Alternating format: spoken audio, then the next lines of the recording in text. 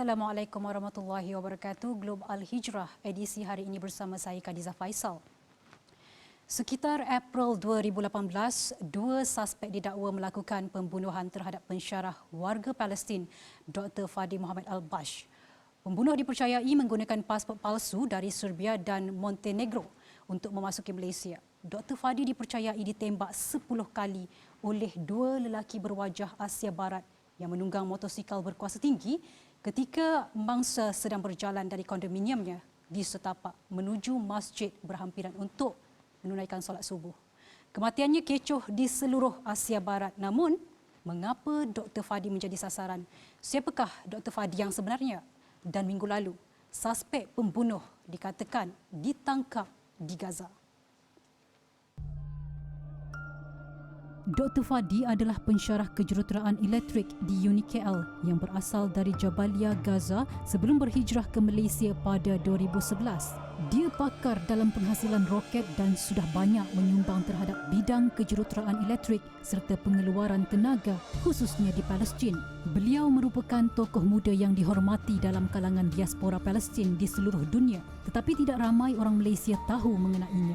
Allahyarham juga merupakan pejuang Hamas. Beliau sering terlibat dalam aktiviti NGO di Malaysia yang menanam kesedaran mengenai isu-isu Palestin dan konflik Asia Barat. Setahun setengah pembunuhan Dr. Fadi, seorang jurutera penerbangan Palestin yang mahir dalam pembinaan drone, Muhammad Zawahri, turut dibunuh ejen Mossad ketika berada di Sfax, Tunisia.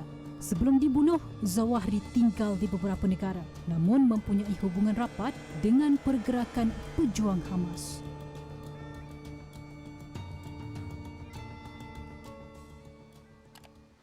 Pembunuh Dr. Fadi Al-Bash, warga Palestin yang dibunuh di Danau Kota setapak Mei 2018, ditangkap di Gaza baru-baru ini dan Malaysia memohon untuk mengekstradisi pembunuh ke Malaysia bagi tujuan siasatan. Pembunuh mengaku menerima arahan Mossad dan bagi menghuraikan lebih lanjut kes ini, kita bersama geostrategis Dr. Azmi Hassan. Assalamualaikum, Doktor. Waalaikumsalam, Bisa. Baik, Doktor, pada pendapat Doktor, ya, adakah ini benar kerja warga Palestin yang menjadi tali barut kepada Mossad atau ada pihak lain, Doktor? Ya, Iza, kalau kita lihat modus operandi pihak Mossad yang kalau mereka nak menghapuskan musuh Israel ataupun mereka yang sering mengkritik Israel, ejen Mossad tidak akan melakukan kerja itu secara langsung. Mereka akan menggunakan orang ketiga, iaitu yang diupah. Dan kalau kita lihat apa yang berlaku kepada Dr. Fadi adalah dilakukan oleh warga Palestin sendiri yang diupah oleh ejen Mossad ataupun Israel sendiri. Jadi modus operandi yang berlaku di Kuala Lumpur itu bukannya sesuatu yang unik kerana telah banyak kali dilakukan oleh Mossad itu sendiri, Iza. Baik, Doktor, adakah usaha untuk ekstradisi suspek ini semudah yang disangka? Walaupun proses itu dikatakan bukannya mudah untuk ekstradasi, walaupun dengan negara Malaysia yang mempunyai perjanjian ekstradasi dengan UK umpamanya, ianya bukan sesuatu yang mudah. Tambah lagi pembunuh yang dikatakan membunuh Dr. Fadi itu sedang dalam tahanan di Gaza. Dan Gaza itu Palestin dianggapkan pada ketika ini bukan lagi sebuah kerajaan ataupun sebuah negeri yang merdeka. Jadi prosesnya adalah amat rumit sekali, tetapi bagi saya kerana pembunuhan itu berlaku di negara kita, kedaulatan undang-undang kita mesti dihormati. Sebab itu kita telah pun melalui ketika pembunuhan John Nam 7-8 tahun lepas. Dan ini dikatakan perlu dilakukan ekstradasi supaya kedaulatan undang-undang kita dapat dihormati dan dihukum mereka yang bersalah, Iza. Baik, Doktor, jadi berdasarkan pengalaman Doktor sendiri, ya, adakah Mossad ini sangat-sangat licik seperti mana yang digembar-gemburkan oleh Barat, Doktor? Ini bukan kali pertama dikatakan kerja jijik ini dilakukan oleh ejen Mossad. Sudah banyak kali dilakukan dan setiap kali mereka melakukan pembunuhan ini sama ada di sebelah Asia Tenggara ataupun kebanyakannya di Asia Barat, satu pun ejen Mossad itu tidak dapat ditangkap. Ini kita tahu kalau kita lihat bila Rusia katakan KGB melakukan pembunuhan di London baru-baru ini, dikatakan seluruh dunia dikatakan menuju kepada Rusia, kepada Putin sendiri. Tapi dalam hal Mossad, Iza, mereka nampaknya dilindungi. Jadi itu dikatakan Mossad itu melakukan kerja mereka dengan begitu licik sekali. Baik, seperti yang kita sedia maklum ya doktor, laporan mengatakan suspek menggunakan pasport palsu untuk masuk ke Malaysia dan kemudian lari melalui Thailand, kemudian ke negara-negara lain sebelum ditangkap 3 tahun selepas itu apabila perbualannya untuk mendapatkan upah membunuh dirakam oleh Palestin. Dan adakah ini juga menunjukkan bahawa pasukan risikan Palestin ini amat kuat, doktor?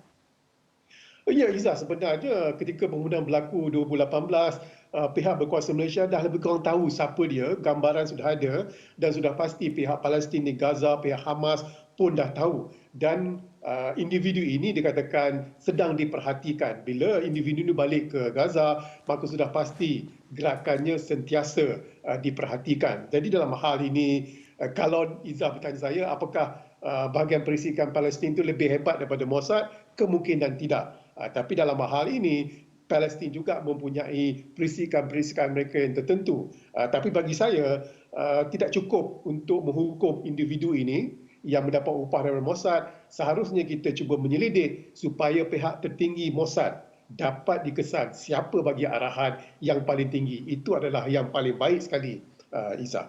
Baik, akhir sekali ya doktor.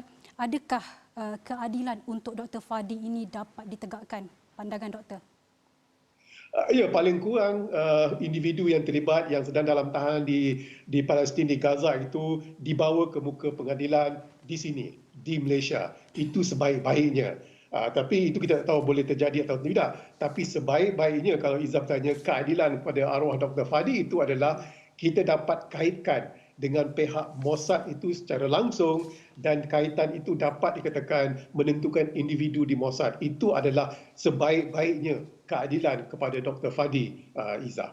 Baik, terima kasih doktor atas penjelasan yang sangat padat itu. InsyaAllah kita akan bersama lagi pada masa akan datang. Assalamualaikum doktor. Waalaikumsalam. Baik, sebenarnya kekejaman Mossad ini bukan baru. Antaranya pada 2010, Emiria Arab Bersatu UAE menuduh Mossad membunuh pemeroleh senjata Hamas di Dubai dan mendedahkan video CCTV pasukan pengintip penjenayah serta pasport palsu milik mereka. Perkara itu memalukan buat Israel walaupun menolak untuk mengulas. Dan sejak Yossi Cohen mengambil alih pada 2016, Mossad secara meluas dipercayai membunuh anggota Hamas di Malaysia dan Tunisia. Dua negara itu tidak seperti Dubai yang mana rakaman pembunuhannya dapat didedahkan. Taktik atau modus operandi Israel ini sebenarnya boleh dibaca. Tahun lalu, kepimpinan Israel didakwa mengarahkan ejen perisikan negaranya iaitu Shin Bet dan Mossad untuk membunuh pegawai tertinggi Hamas di dalam dan luar negara. Menurut maklumat yang disiarkan oleh televisyen Israel, ejen perisikan itu akan menyerang negara seperti Iran, Turki, Qatar dan Malaysia yang kononnya memberi penempatan, membiayai dan melatih pegawai Hamas.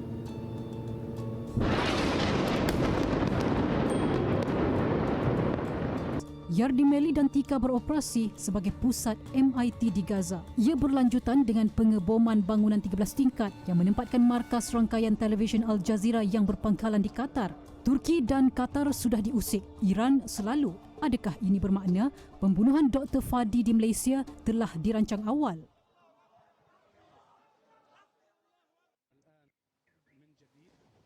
Moga Malaysia terus dilindungi dari mata-mata jahat. Selepas ini, Al-Qassam pejuang ditakuti Zionis.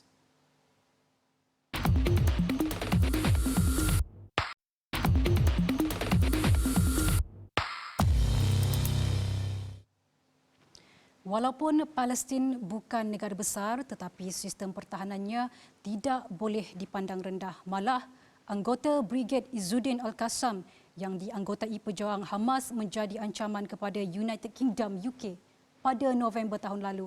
Setiausaha dalam negeri UK Priti Patel berkata, penyokong Hamas berdepan hukuman penjara sehingga 14 tahun jika kerajaan Britain berjaya mengharamkan kumpulan itu yang dianggap organisasi pengganas atas alasan sukar membezakan antara sayap politik dan ketenteraan Hamas.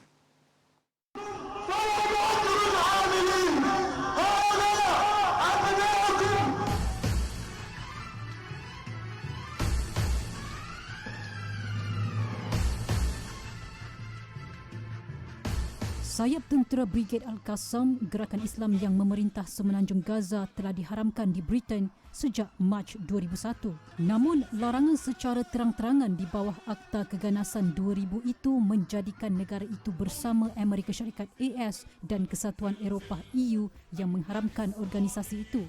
Macam-macam alasan diberikan.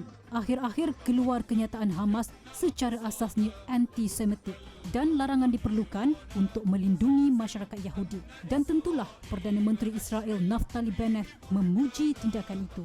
Jika diluluskan, aktiviti mengibarkan bendera Hamas, mengatur pertemuan dengan ahlinya atau memakai pakaian menyokong kumpulan itu akan diharamkan. Pada Mei tahun lalu, Brigade Al-Qassam dengan bangganya mempamerkan aset mereka termasuk pelancar roket dan drone, iaitu seminggu selepas gencatan senjata dengan Israel dilaksanakan. Dengan bertopeng, mereka berarak dengan menaiki pikap dengan sekumpulan orang awam, termasuk wanita dan kanak-kanak bersorak sebagai sokongan. Wajah itu disorok bagi menjaga keselamatan ahli keluarga. Namun jika terkorban demi mempertahankan Al-Quds, moga syahid ganjarannya. Perjuangan yang diajar sejak kecil. Moga keadilan buat Dr. Fadi dapat ditegakkan. Baik, sekian Global Hijrah. Saya Khadijah Faisal. Assalamualaikum warahmatullahi wabarakatuh dan selamat malam.